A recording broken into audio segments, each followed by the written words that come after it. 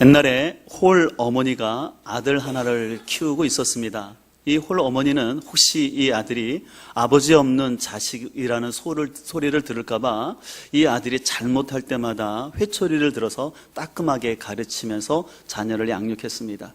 그래서 이 아들이 이제 과거를 합격하고 또한 이제 결혼도 했음에도 불구하고 이 어머니는 혹이라도 아들이 잘못한 일이 있으면 회초리를 계속 들었던 것이었습니다. 하루는 또 아들이 잘못한 일이 있어서 어머니가 회초리를 들고 아들을 때리고 있었는데 그 회초리를 맞고 있는 아들이 그냥 흐느끼는 것이었습니다. 어머님이 깜짝 놀라서 왜 네가 흐느끼느냐, 뭐가 회초리가 아파서 그러냐라고 어머니 물었습니다. 그러자 회초리를 맞던 아들이 이렇게 얘기하는 것입니다. 그 점처럼 어머니가 때리는 회초리가 아프지가 않습니다. 어머님의 기력이 점점점 쇠해지시는 것 같은데 앞으로 제가 잘못한 일이 있을 때 어머님이 안 계신다면 저를 올바로 잡아줄 분이 없을 것 같아서 더욱더 서러운 마음이 들었습니다 라고 얘기를 했다고 합니다. 잠언 3장 11절은 이렇게 말씀합니다. 내 아들아, 여호와 징계를 경히 여기지 말라. 그 꾸지람을 싫어하지 말라. 여호와께서 그 사랑하시는 자를 징계하시기를 마치 아비가 그 기뻐하는 아들을 징계함과 같이 하시느니라 말씀합니다.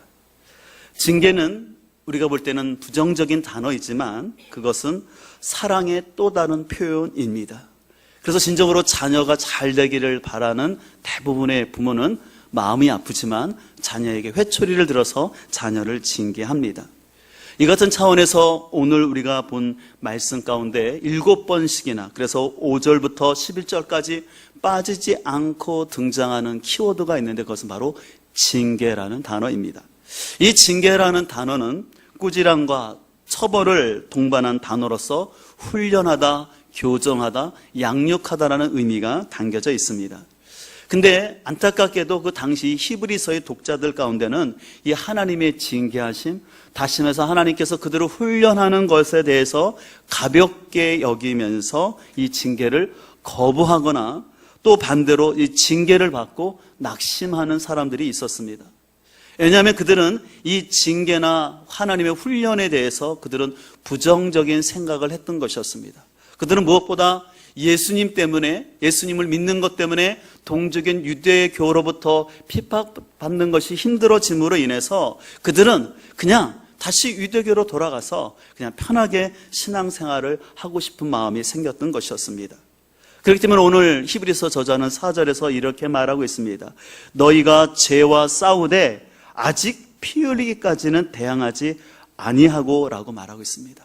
실은 그들이 더 본격적인 싸움에 들어가서 때로는 피를 흘리는 아픔이 있지만 피 흘리기까지 싸워야지만 이 승리를 거둘 텐데 지금 히브리서의 독자들 중에서는 이제 피 흘리며 싸우는 것이 귀찮고 힘든 것이에요. 그래서 그냥 하나님을 편히 믿고 싶었던 것이에요. 굳이 예수님 땜까지 믿으면서 내가 힘들지 않고 그냥 하나님만 믿으면서 편하게 신앙생활을 하고 싶은 마음이 그들 가운데 있었던 것이었습니다. 이것은 히브리서의 독자들만의 문제는 아니었습니다. 오늘날도 신앙생활하는 많은 크리스찬들 가운데도 믿음의 훈련이나 고난받는 것을 부정적으로 생각하고 예수님을 믿더라도 그냥 고난 없이 좀 편하게 믿었으면 하는 마음이 있습니다.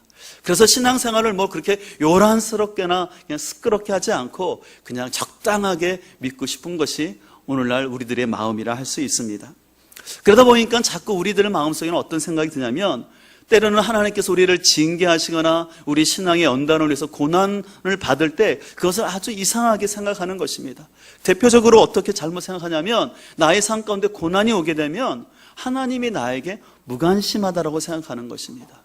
또 한 가지는 하나님이 무능력하다. 그러니까 하나님의 능력이 없으니까 내 삶에 이런 고난이 왔다라고 생각하는 것입니다.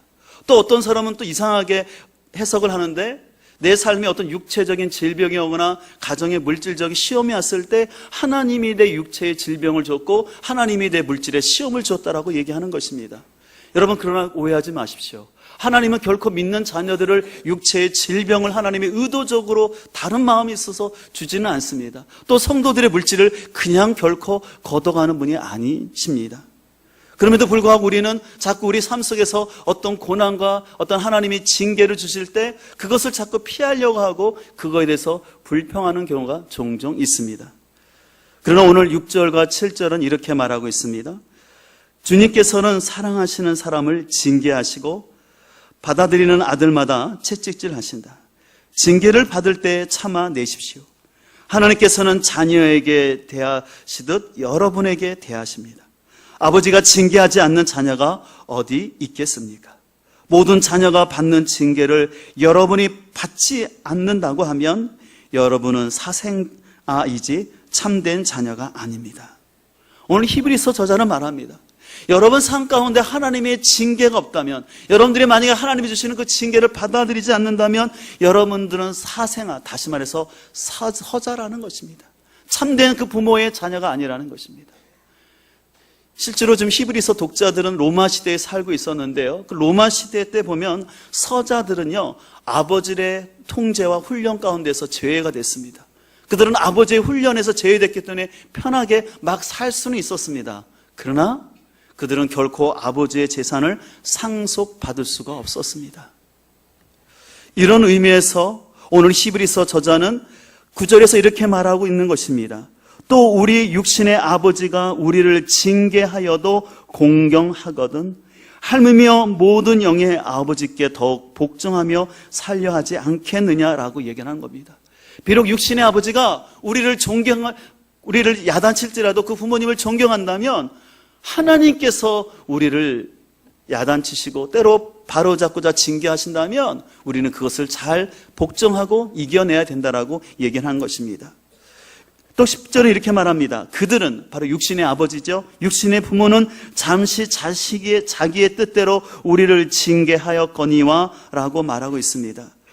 이 말은 뭐냐면 육신의 부모가 우리를 징계할 때 보면은 그것이 때로는 그 부모의 생각이나 감정에 의해서 징계를 한다는 것입니다. 그리고 또 그 징계는 한계가 있어서 어릴 때까지만 하는 것이지 장년이 되면 더 이상 부모도 그 자녀를 징계할 수 없다는 것입니다.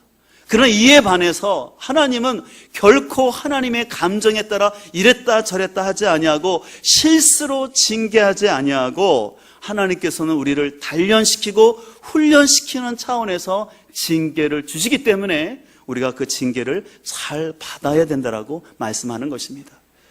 아까도 말씀드린 것처럼 오늘 4절에 보면 너희가 죄와 싸우되라고 되어 있어요. 여기서 이 싸우되라는 것은요, 그리스 로마에서 하던 경기였는데 지금 보여지는 것처럼 권투와 격투기였습니다.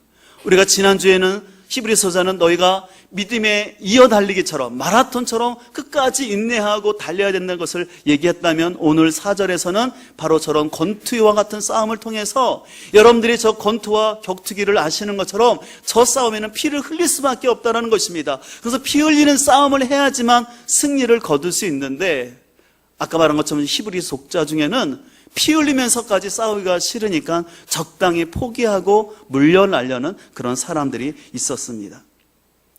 여러분 혹시 권투를 배워보신 분들은 알겠지만 여러분들 권투는 어떤 경기이죠?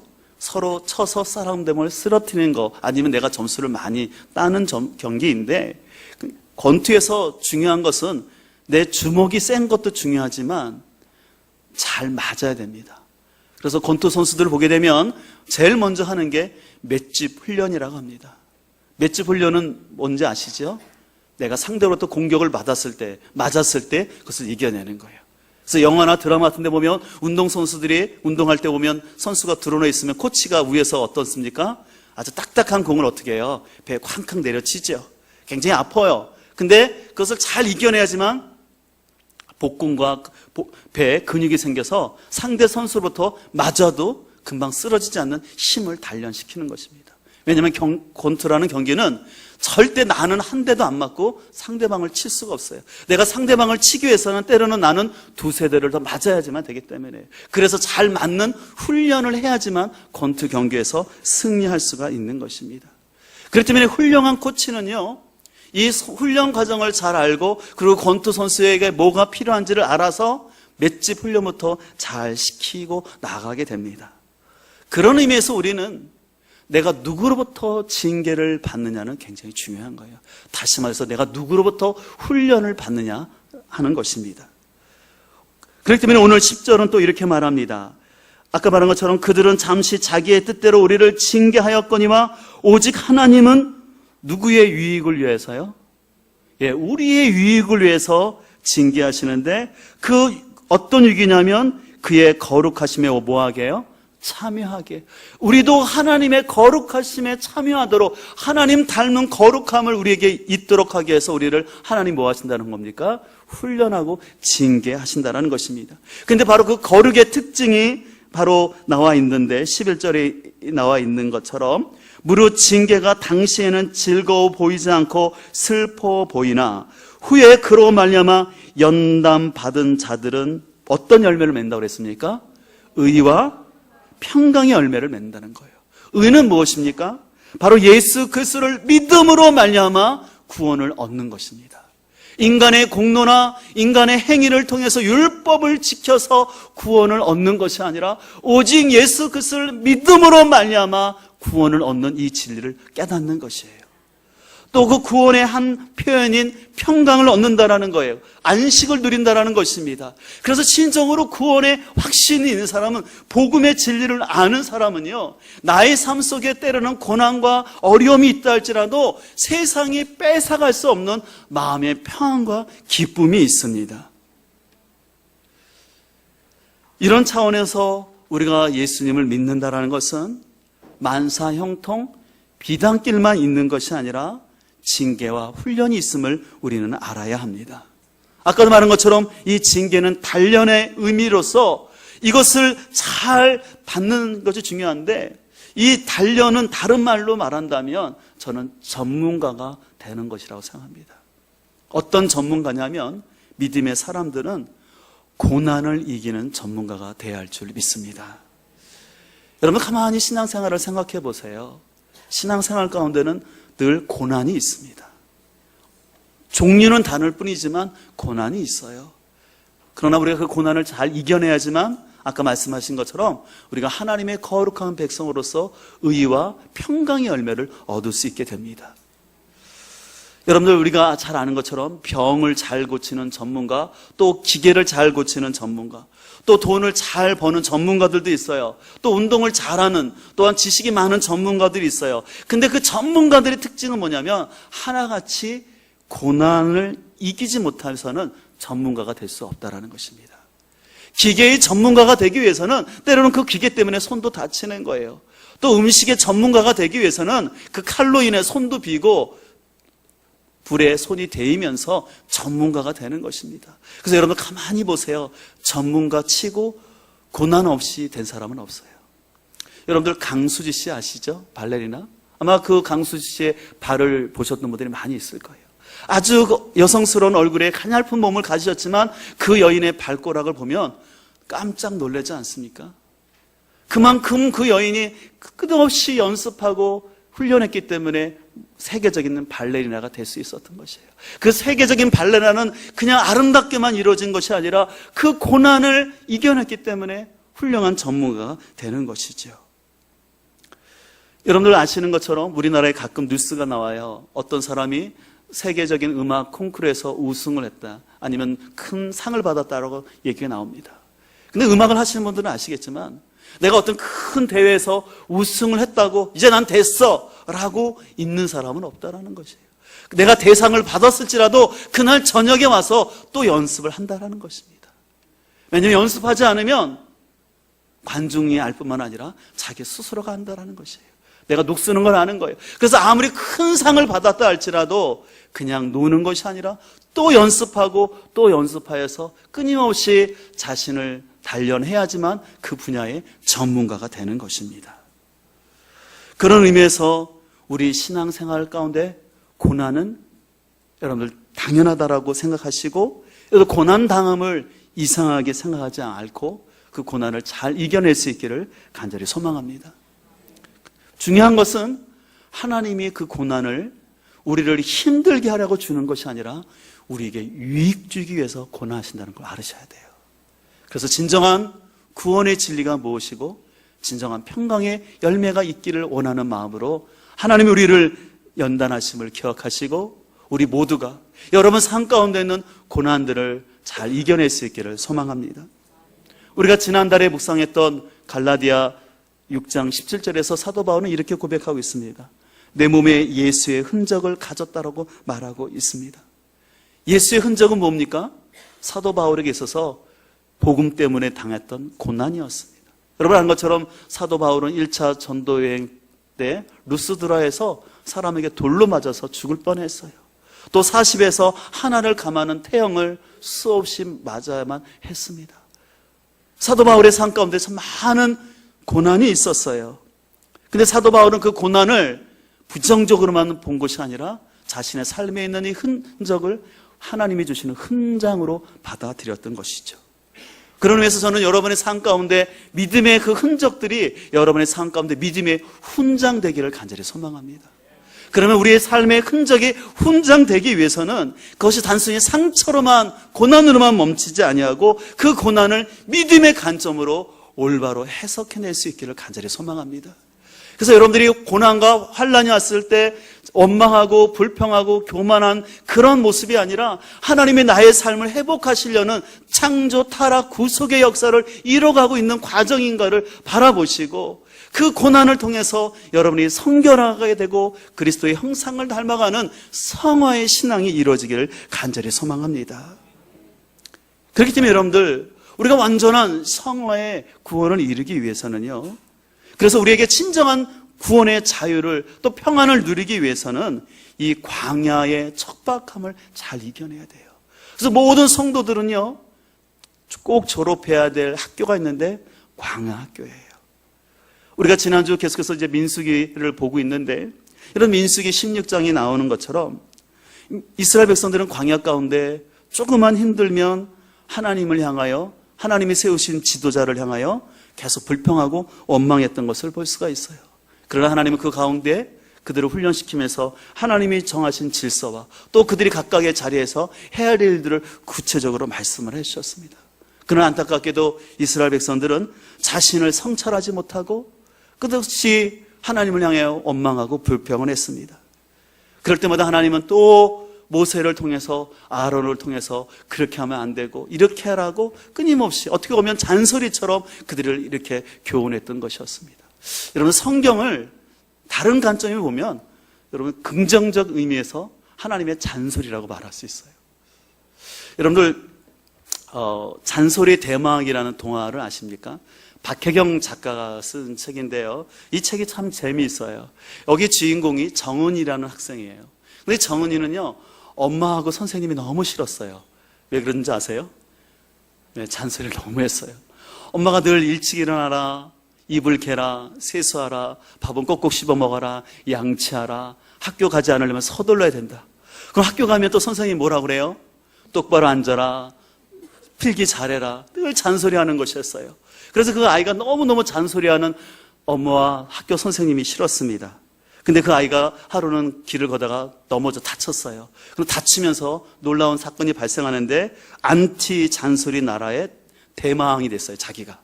그래가지고 그는 무슨 역할을 하냐면 자기에게 잔소리하던 사람을 벌 주는 역할을 하는 것이었습니다. 그게 자기에게 잔소리한 사람을 벌을 주는데 누가 있을까요? 당연히 엄마가 있는 것이었어요. 또 선생님도 있는 것이었어요. 그래서 엄마하고 선생님에게 벌 주면서 이제 잔소리를 안 하겠다면 이제 이 벌을 받지 않겠다고 했어요. 근데 엄마와 선생님이 뜻밖의 대답하는 거예요. 잔소리가 비록 싫지만 우리 정은이를 위해서는 잔소리를 할 수밖에 없기 때문에 제가 그냥 벌을 받겠습니다. 그래서 엄마와 선생님이 벌을 선택한 것이었어요.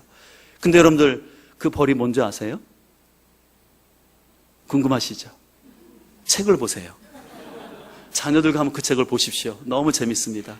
잠깐 말씀면 벌은 뭐냐면 정은이가 기억을 잃어버리는 거예요. 정은이 그 엄마가. 그러니까 누구의 기억까지 잃어버리게 되면 정은이에 대한 기억까지, 자기 딸에 대한 기억까지 잊어버리는 거예요. 그러니까 정은이가 절대 그러면 안 된다고 말리는데 그 다음 장면이 더 재밌습니다. 한번 이런 그 책을 좀 보셨으면 좋겠어요. 박혜경 작가는 이것을 통해서 잔소리라는 것은 우리가 나쁘게 보이지만 잔소리하는 그 엄마의 마음을 알라는 거예요. 자녀를 사랑하기 때문에 그 학생이 잘 되기를 바라는 마음을 가지고 잔소리하는 그 선생님의 마음을 잘 알라는 것이었습니다. 이런 의미에서 우리가 계속해서 살펴보고 있는 히브리서 저자는 제가 볼 때 사도 바울 다음으로 참 잔소리를 너무 멋지게 잘하는 분 같아요.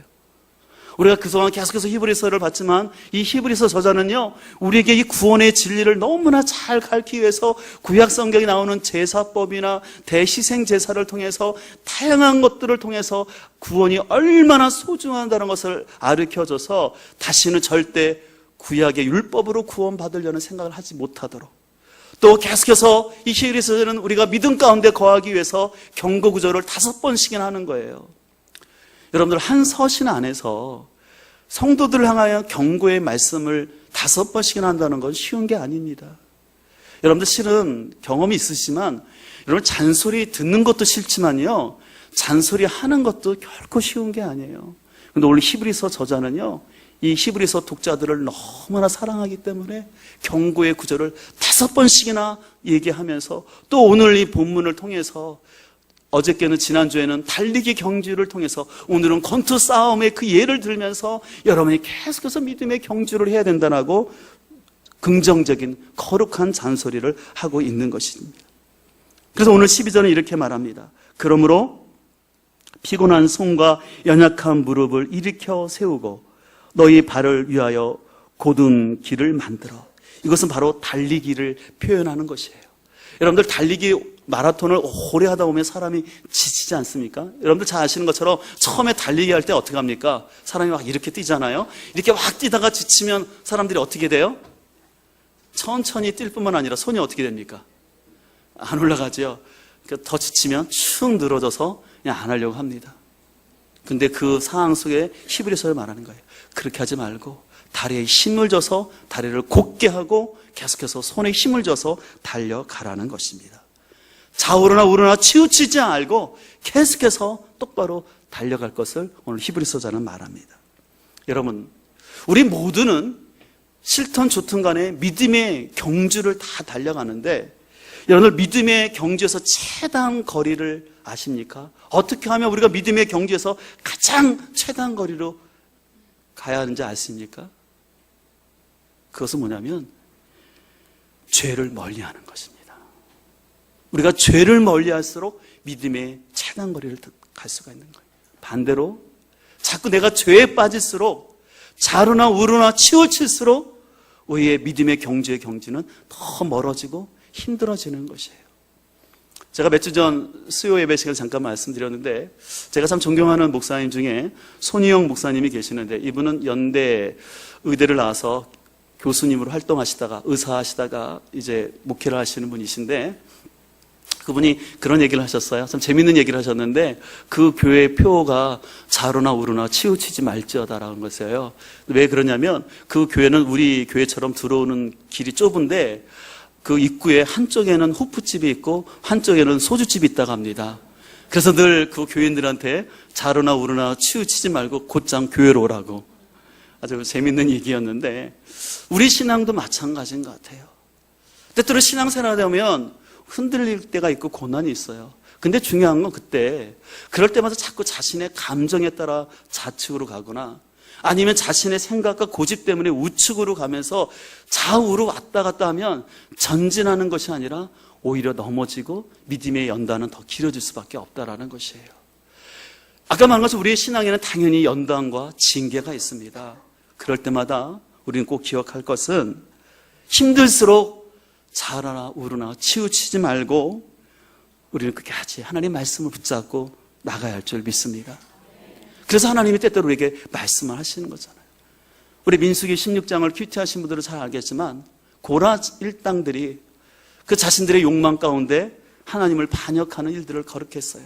그래서 하나님께서 향로를 갖고 오게 했어요. 그래서 향로 중에서 하나님께서 택하신 사람이 누구인지를 알려주기 위해서 아론을 택하셨어요.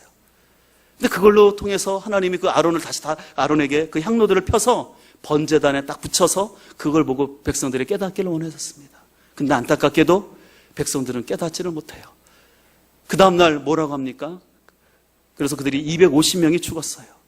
근데 250명이 죽은 다음에 백성들은 오히려 모세를 향하여서 당신 때문에 우리 이 백성 리더들이 죽었다고 또 원망을 하는 것이었습니다.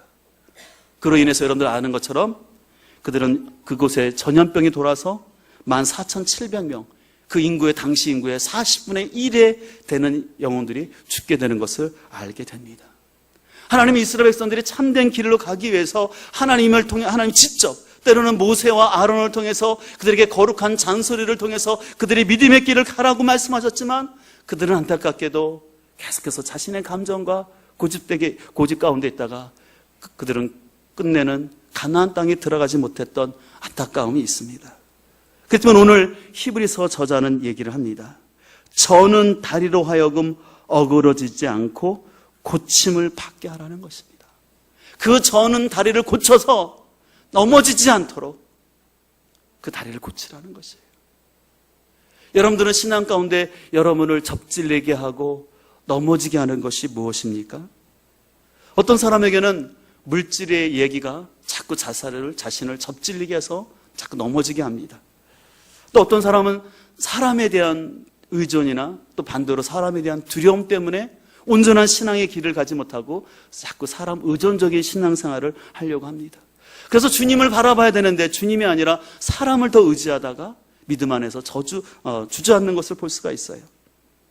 또 어떤 사람은 세상적인 즐거움은 끊지 못합니다. 그 세상적인 그 즐거움이 있으면 그걸 어떻게 할지 모르고 또 세상적인 걸로 가게 됩니다. 또 어떤 사람은 그냥 어떤 일을 시작하지만 끝까지 믿음의 경주를 하는 것이 아니라 조금 시작하다가 또 중간에 관두는 사람들도 있어요. 또 지난주 말씀드린 것처럼 어떤 사람들은 교회 안에서 받았던 상처나 또 어떤 목회자에 대한 잘못된 그런 상처를 잘 해석하지 못함으로 인하여서 일반화의 오류를 갖는 것처럼 어떤 특정한 교회와 특정한 교회의 목회자의 문제를 한국교회 전체의 문제로 생각하여서 제가 늘 자주 표현드리지만 목욕물 버려다가 아이까지 버리지 말라는 서양의 속담이 있는데 분별을 해야 되는데 꾸정물만 버리면 되는데 아이까지 버리면서 자신의 신앙을 포기하려는 안타까운 모습이 있습니다. 우리는 우리 자신을 잘 성찰하여서 우리 안에 있는 잘못된 접질림과 넘어짐에서 우리를 바로하여서 끝까지 믿음의 경주를 잘 달려갈 수 있기를 간절히 소망합니다. 제가 예전에 잔소리를 이렇게 표현한 적이 있어요. 잔소리란 옳은 얘기를 기분 나쁘게 하는 게 잔소리라고 말씀을 드렸어요. 그런 것 같아요. 잔소리는 옳은 얘기인데 기분 나쁘게 하는 게 잔소리예요. 그러나 이 시간 또 다른 정의를 내린다면 여러분들 거룩한 잔소리를 잘 들을 수 있기를 간절히 소망합니다. 하나님이 우리를 연단시키고 바른 길 가기 위해서 하나님이 우리를 잔소리하시고 징계하실 때 그 징계를 잘 받는 사람이 성숙한 사람이 될 줄 믿습니다. 그래서 잠언 22장 15절은 이렇게 말합니다. 아이들 마음에는 어리석음이 뭉쳐있다. 채찍을 들어 혼내주어야 떨어져 나간다라고 얘기를 하는 것입니다. 제가 설교를 시작하면서 아들을 회초리로 키웠던 어머니 이야기를 했는데요. 이번에는 반대로 혼자서 아들을 키웠던 아버지 얘기를 하고자 합니다. 이 아버지는 혼자서 이 아들을 키우면서 혹시 이 아들이 엄마 없이 크는 아이라고 사람들에게 놀림을 받을까봐 이 아버지는 진짜 헌신을 다했어요. 그래서 어떤 어머니보다도 도시락 맛있는 반찬을 싸주고 이 아이를 길렀습니다. 그리고 이 아이가 밖에 나가서 용돈이 없어서 기죽을까봐 아버지는 최선을 다해서 이 아이에게 많은 용돈을 주었습니다. 그리고 또 이 아이를 열심히 과외시켜서 서울에 있는 학교를 보냈습니다. 그리고 서울에서 생활하면서 이 아이가 혹이라도 돈이 없어서 친구들한테 무시당하지 않도록 집안의 것들을 슬슬 팔기 시작하더니 처음에는 소를 몇 번 팔고 나중에는 집까지 팔아서 이 아들이 잘 되기를 바라고 후원을 했습니다. 근데 이 아버지가 모든 걸 다 팔고 더 이상 의지할 데가 없어서 이제는 아들에게 같이 살아야겠다 생각하고 아들의 주소를 묻어서 아들이 있는 곳으로 갔습니다. 근데 깜짝 놀란 광경을 봤는데 열심히 회사를 다니고 있을 줄 알았던 아들이 열심히 회사를 다니는 것이 아니라 친구들과 모여서 도박을 하고 있는 것이었습니다. 그래서 그 아들을 불렀을 때 아들이 깜짝 놀라서 그 아버지를 보면서 뭐라고 하는지 아십니까? 저분은 우리 집에서 일하는 분이야. 일하는 분인데 여기 잠깐 오셨네? 라고 얘기하는 것이었습니다. 그 얘기를 들은 아버지는 돌아오는 길에 펑펑 눈물을 흘리면서 내가 불효자를 키웠구나. 이 아버지는 너무나 아들을 사랑하다 보니까 아들에게 채찍을 들지 못했어요. 아들이 기분 나빠할까봐 제대로 야단도 치지 않고 그냥 오냐 받아주기만 했을 때 결과는 너무나 끔찍한 얘기를 듣게 된 것이었습니다. 우리 하나님 아버지는 진정으로 우리를 사랑하시기 때문에 때로는 하나님의 마음이 아플지라도 하나님 우리에게 거룩한 채찍을 주시는 줄 믿습니다. 우리 모두가 하나님이 우리를 사랑하셔서 주시는 이 채찍을 우리가 잘 받을 수 있기를 간절히 소망합니다. 제가 존경하는 선배 목사님 중에 제가 THM 할 때 그분은 PhD 박사 과정을 하셨고 지금은 아주 책들과 글들을 많이 쓰시는 분이신데 저번 에스라 수련회 때 오셔서 이런 얘기를 하시더라고요. 무슨 얘기를 하냐면 그 목사님 별명이 있대요. 그 별명이 뭐냐면 잔소리 대마왕이래요. 성도들이 늘 우리 목사님은 잔소리 대마왕이라고. 근데 제가 그 말을 듣는데 왜 이렇게 은혜가 되는지 모르겠어요. 왜냐하면 가만히 보니까요, 목회자는요, 할 수 없어서 잔소리를 하게 되는 거예요. 여러분, 가정에서 누가 제일 잔소리 많이 합니까? 엄마가 많이 하죠. 왜 엄마가 합니까? 예, 자녀들과 집이 되기 위해서. 엄마가 만약에 잔소리까지 안 하면 집안이 어떻게 됩니까? 이루 말할 수가 없는 것이죠. 그런 의미에서 교회에서도요, 실은 목회자는 어떻게 보면 거룩한 잔소리를 하는 사람인 것 같아요. 그래서 여러분들이 이것을 잘 이해했으면 좋겠어요. 때로는 여러분들 신앙생활하면서 교회 와서 저로부터 좋은 얘기, 칭찬의 말을 듣고 싶지만 때로는 제가 여러분들에게 잔소리를 많이 합니다. 이렇게 생활하시고 또 말씀도 묵상하시고 예배 시간도 빠지지 마시고 예배 때 이렇게 하십시오라고 자꾸 얘기합니다. 그럼 여러분들 불편하게 될지 모르겠어요. 그러나 그 잔소리를 여러분들이 잘 받아들일 때 오히려 그것이 여러분을 살리고 여러분의 신앙을 온전하게 할 줄 믿습니다. 그래서 우리는 매일같이 하나님 말씀을 묵상하는 것입니다. 그래서 우리가 하나님 말씀을 묵상을 통해서 우리가 자로나 우르나 치우치지 않냐고 우리가 걸어가야 할 것, 우리가 말해야 될 것, 생각해야 될 것, 행해야 될 것을 하나님께서 우리에게 말씀하여 주신 줄 믿습니다. 오늘 말씀을 통해서 다시 한번 우리 삶을 성찰하면서 우리 자신을 자꾸 넘어뜨리게 하는 것이 무엇인지를 생각해 보시면서 여러분들 고난이 왔다고 고난 때문에 절망하거나 포기하지 마시고 끝까지 그 고난을 이겨낼 수 있는 우리 모두가 되기를 간절히 소망합니다. 제가 마지막으로 사진 하나를 보여드리고자 하는데요. 이 사진은 1968년 멕시코 올림픽 마라톤 경기 가운데 제일 마지막으로 입장했던 선수입니다. 이 사람은 누구냐면 탄자니아 출신의 스티브 와쿠아리라는 선수예요. 원래 이 선수는 굉장히 아프리카 대표로서 우승권에 있었던 선수였어요. 근데 경기 시작되지 얼마 안 돼서 다른 선수와 부딪힘으로 인해서 상처를 입었습니다. 그로 인해서 계속 달릴 때마다 상처가 났어요. 그래서 중간중간에 여러분 아는 것처럼 마라톤 선수들이 포기하는데 이 선수는 끝까지 포기하지 않았어요. 심지어는 지금 보시는 것처럼 붕대를 감고 계속해서 뛰었습니다. 그래서 3시간 한 20여 분이 지나서 겨우 통과했어요. 저 선수가 들어온 다음에 기자가 물었습니다. 아니 그 정도 많이 다쳤으면 중간에 포기하시지 왜 이렇게 달려왔습니까? 라고 물었습니다. 그랬을 때 이 와쿠와리 선수가 이렇게 말했습니다. 내 조국 탄자니아는 저에게 경기를 시작하라고 보낸 것이 아니라 경기를 마치라고 저를 보냈습니다. 저는 이게 너무 마음에 들었어요. 시작하라고 나를 보낸 것이 아니라 마치라고 우리를 불렀다는 것입니다. 우리의 믿음의 경주는 중단되어지지 않고 마쳐야 할 줄 믿습니다. 그 경기 가운데 여러분은 혼자 달려가는 것이 아니라 우리 주님이 여러분 곁에서 함께 달려가고 있음을 믿고 우리 모두가 이 고난의 징계를 이겨낼 수 있는 우리 공동체가 되길 간절히 소망합니다.